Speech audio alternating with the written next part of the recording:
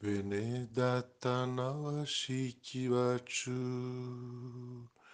dukanguke tube maso, twibuke isezerano ry'umwami, atazasanga tutiteguye.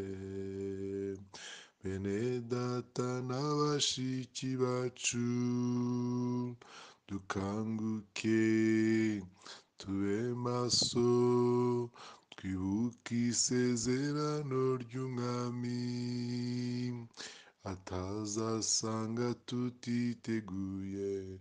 Ati ndaje kandi nzaza nk'umujura, noneho mwitegure, mwese mwitegure, kuko ntabwo muzi igihe cyangwa umunsi nzagarukiraho.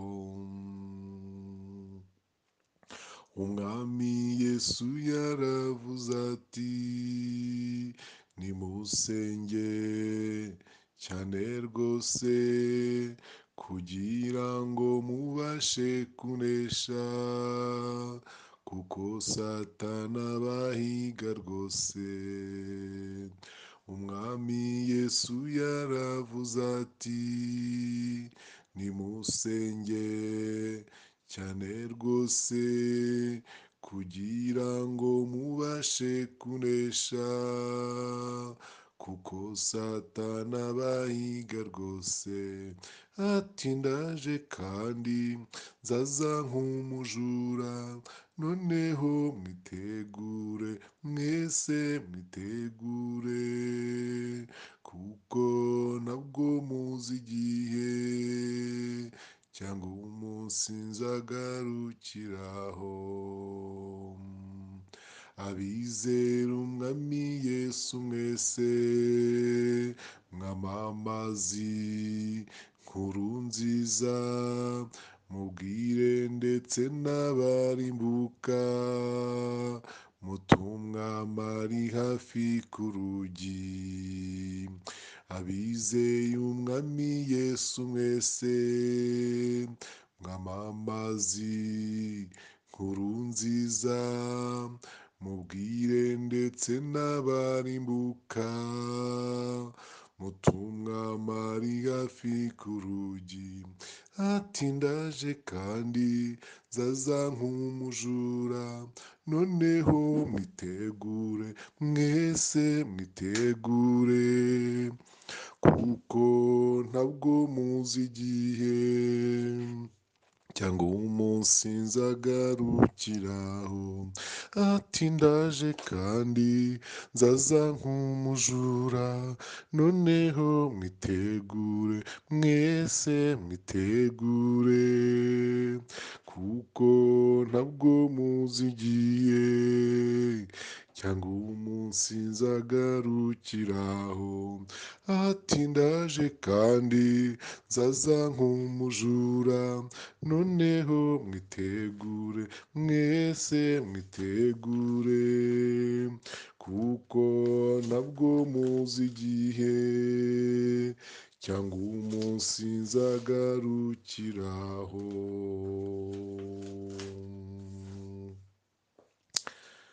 Ndabaramukije inshuti bene data, dusangiye urugendo rujya mu ijuru. Mbaramukanije umutima w'urukumbuzi, mbifuriza no kubera amaso ubugingo, twitegura impanda y'Imana, impanda ya Kristo Yesu. Itorero riri hafi gutaha kandi rizataha. Ndagira ngo rero tuganire ijambo rigendanye n'iyi ndirimbo tuganiriye, tuganire ijambo ry'Imana rigendanye n'iyi ndirimbo turirimbye. Ijambo ryo gutaha ku itorero riri mu byahishuriwe Yohana, igice cyaho cya 3, umurongo waho wa 11 n'uwa 12. ibyahishuriwe Yohana ibice 3 umurongo wa 11 n'uwa 12 aba ariryo jambo tuganira. Nshuti bene data, kugira ngo dukangukire ubugingo, kuko igihe cyegereje ngo tugere aho twasiganiwe igihe kirekire. Dusome: ndaza vuba, komeza ibyo ufite hatagira ugutwara ikamba ryawe. 12 unesha nzamugira inkingi yo mu rusengero rw'Imana yanjye, kandi ntazasohoka ukundi. Nanjye nzamwandikaho izina ry'Imana yanjye n'iry'ururembo rw'Imana yanjye, arirwo Yerusalemu nshya izamanuka iva mu ijuru iturutse ku Mana yanjye, kandi nzamwandikaho izina ryanjye rishya. Ufite ugutwi niyumve ibyo umwuka abwira amatorero. Bene data, nshuti dusangiye ibyiringiro bimwe byo kujya mu ijuru, uyu mwanya, aya masaha, niyumvisemo kubaririmbira iyi ndirimbo ivuga ngo dukanguke tube maso. Dukanguke tube maso, twibuke isezerano ry'umwami wacu Yesu Kristo yasize aduhaye yuko azaza kutujyana. Nshuti, mushiki wanjye, mwene data, Yesu azagaruka. Yesu azagaruka nubwo abantu babonye bitinze bakamera nk'ababyibagiwe. Yesu azagaruka nubwo abantu babonye bitinze bakamera nk'aho bitakiriho, bakabifata nk'aho bitakibaye. Ubwo burangare n'ako gahuge ni imwe mu ntwaro Satani arimo gukoresha ngo abantu barangare. Bamwe barangarire muri bizinesi, abandi barangarire mu masomo, abandi barangarire mu rukundo no gukundana, bizamo fiyansaye, ubukwe, mariage n'ibindi byinshi.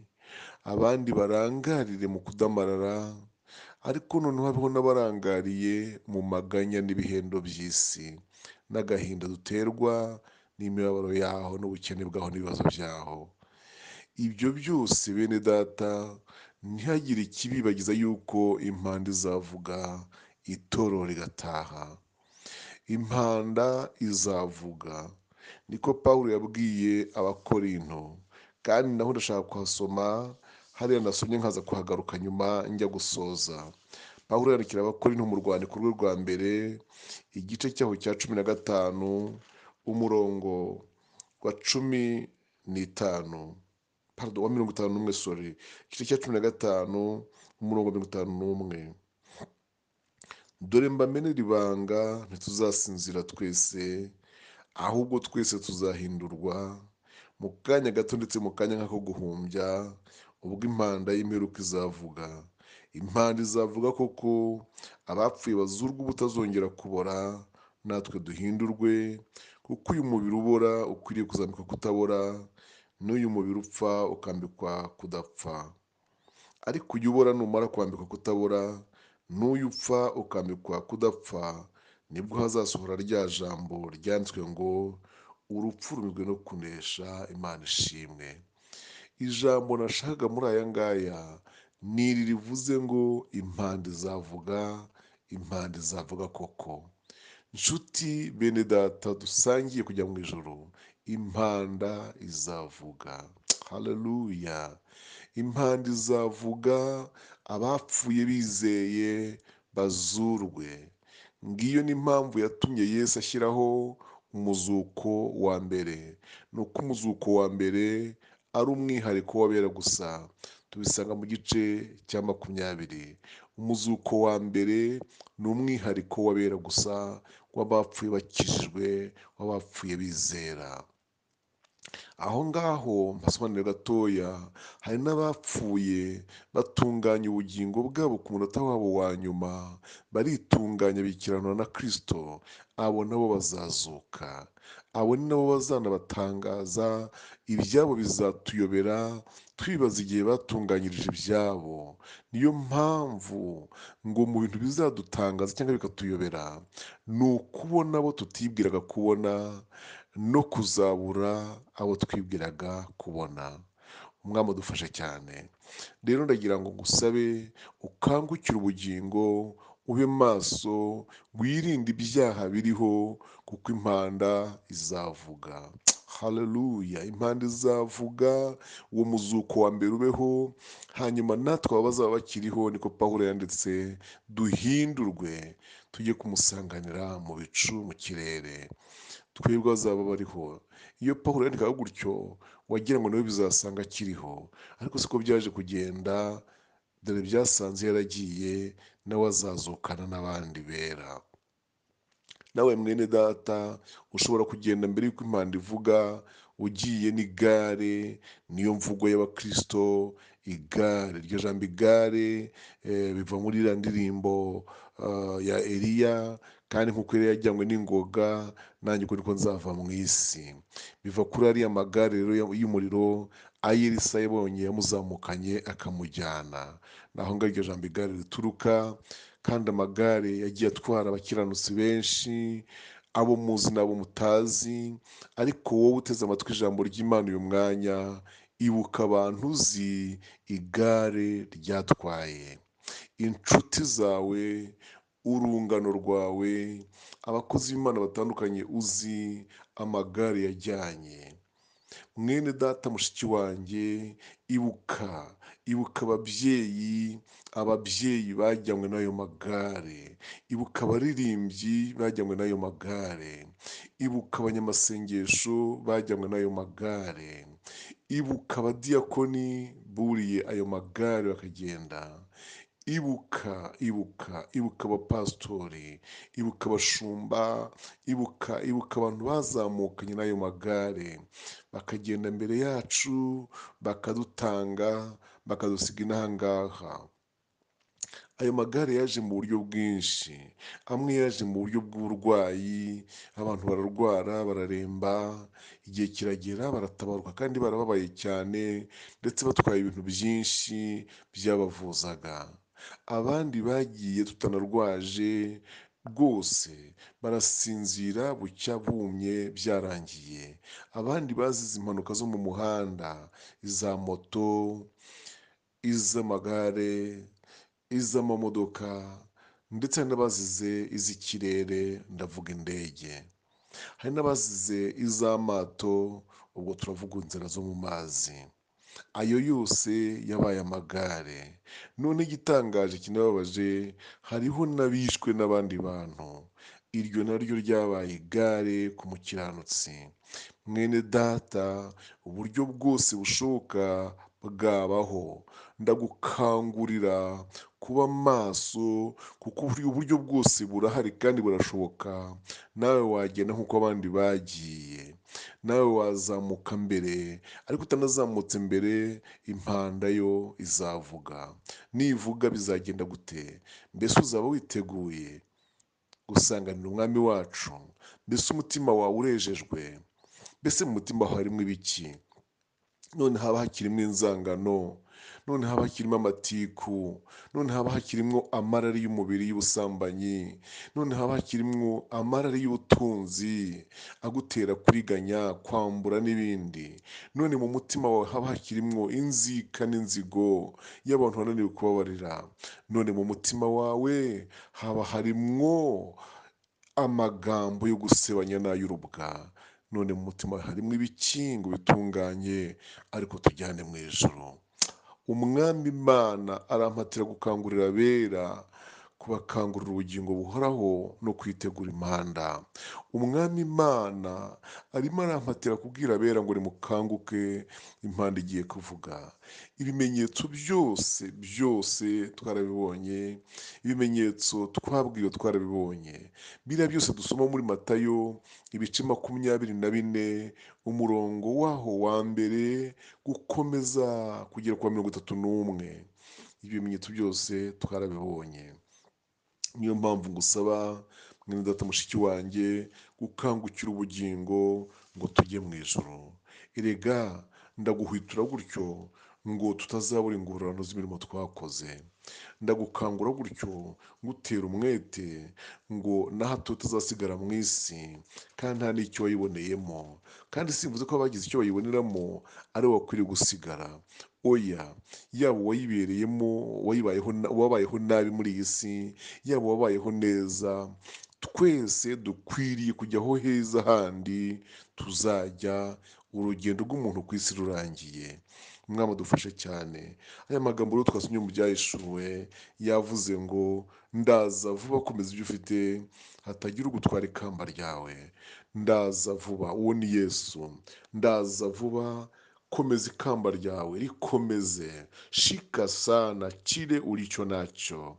Komeza, komeza, komeza, komeza, higira ugutwara ikamba ryawe. Mwene data mushiki wanjye, ndagira ngo nkubwire ko muri wowe utwayemo ikintu cy'ubutunzi gikomeye cyane, utwayemo ikintu gihenze cyitwa ubugingo, cyitwa agakiza. Ndakwinginze nawe warakakiriye, komeza cyane, fata ukomeze kandi ukirinde mu izina rya Yesu Kristo. Ahangaha ndagira ngo nguhe urugero. Ibuka iyo hari impamvu itumye ugendana amafaranga menshi, ku bayagira no ku bagira impamvu zituma muyagendana. Iyo hari impamvu yatumye uyagendana mu ikofi, muri portefeuille, cyangwa ukayatwara muri sakame, mu isakoshi, uwo munsi ubera amaso isakoshi cyane. Ibuka iyo watwaye mashine, laptop, mu gakapu kayo, uwo munsi ubera amaso cyane. Hari n'igihe n'imodoka uyivamo ukayikinga ariko ukumva ntubyizeye, aho gakapu ukakagendana ukakinjirana aho ugiye ugafite. Ibyo bintu byo kubera amaso amafaranga muri porte monnaie, ibyo byo kubera amaso mashine, laptop mu gakapu kayo, ibyo byo kubera amaso ikintu cyose watwaye uyu munsi gihenze kuri wowe, gikwiriye kubabera isomo, mukamenya ko dukwiye kubera amaso n'agakiza twakiriye. Ntitukarangarane, ntitukakandagaze ngo tukandarike mu mikino idafite umumaro, tukandarike mu mikino y'urugomo, tukandarike mu biganiro by'urugomo, tukandarike, ntitukandarike iby'ubutunzi. Ndagira ngo nkubwire ko ayo mafaranga angana gutyo, ibihumbi magana, miliyoni imwe, ebyiri, eshatu, enye, eshanu, ntabwo wayavana kuri banki ngo uyanyurane kuri biyari kujya kuyakina na biyari. Ntabwo wayanyurana ahantu hakina igisoro ngo urambike hasi ukine. Reka data, ahubwo urakomeza ukabanza ukayageza ahandi hantu wibwira kuyajyana mu byo yajyanyemo. Muri iri jambo, impamvu wanga ahantu hari abantu benshi ni uko uteganya ko hari igihe warangara bakayatwara, cyangwa se banakubonye bakagucunga bakayajyana utanarangaye rwose. None kuki turangarana iby'igiciro gihenze kiruta icyo ngicyo, tukabirangarana tukabyandarika? Erega niko Petero yanditse. Reka bariho dusoreza mu rwandiko rwa mbere rwa Petero, igice cya mbere, umurongo wa 17 ndetse n'uwa 18. Umva uko hatubwira, mwene data: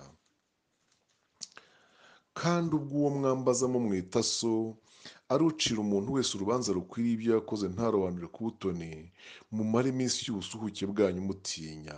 18. Kuko muzi yuko ibyo mwacungujwe ngo muve mu ngeso zanyu zitagira umumaro mwatojwe na ba sogokuruza banyu, atari ibyangirika nk'ifeza cyangwa izahabu, ahubwo mwacungujwe amaraso y'igiciro cyinshi, nk'ay'umwana w'intama utagira inenge cyangwa ibara, ariyo ya Kristo. Amen. Ibyo twacungujwe birahenze, bityo rero nicyo twahawe kirahenze. Ndasubiramo, ibyo twacungujwe birahenze, n'icyo rero twavanye muri uko gucungurwa nacyo kirahenze. Ni ikintu kidakwiye kwandarikwa no gushyirwaho umuntu yiboneye hose. Ni ikintu atagendana aho agiye hose. Ni ikintu atakwicarana aho yicaye hose. Kirahenze bene data, kirahenze rwose. Bityo rero mukirinde. Ijambo ry'Imana rivuga ngo mukirindishe umwuka wera utubamo. Imana ibagire neza ibahe umugisha. N'iryo jambo nari mbazaniye, n'ubwo butumwa nari mbazaniye, ngo mukanguke mube maso, mwiyeze, mwitunganye, mwikiranure, mubane amahoro n'abantu bose, kuko impanda izavuga kandi iri hafi kuvuga. Imana ibagire neza. Nihagira utuvamo agataha, atahe yejejwe. Natwe abasigaye kandi niba dusigaye, ubwo ndishyira mu basigaye hamwe namwe, kugira ngo uzasigara nawe amenye icyo Imana yamusigarije n'icyo azasigarira. Erega burya niba warasigaye abandi bakagenda, wagombye kumenya ngo hari icyo Yesu ansigarije. Icyo ansigarije rero si ukugwa, icyo ansigarije si ukubura ubugingo, icyo ansigarije ni ukugira ngo nongere nkore umurimo we, nanjye nzasingira ubugingo buhoraho. Imana ibampere umugisha mu izina rya Yesu Kristo umwami wacu, amena. Mwari kumwe na Pasiteri Michel Zigirinshuti. Imana ibarinde. Dusenge. Ndagushimiye Mana yacu, ndagushimiye kubw'ijambo ryawe. Girira neza abazaryumva bose, mu izina rya Yesu Kristo, ari abaryumva nonaha, ari abo rizageraho mu gihe kiri imbere. Buri wese iri jambo rimukangure, rimuhembure, kandi rimuhe cyane kuba maso, kugira ngo atazasigara muri iyi si y'akaga. Ndagushimiye ko ubyumvise, mu izina rya Yesu Kristo umwami wacu, amena. Nimero za telefone ni 0788 47 00 65. Imana ibaha umugisha.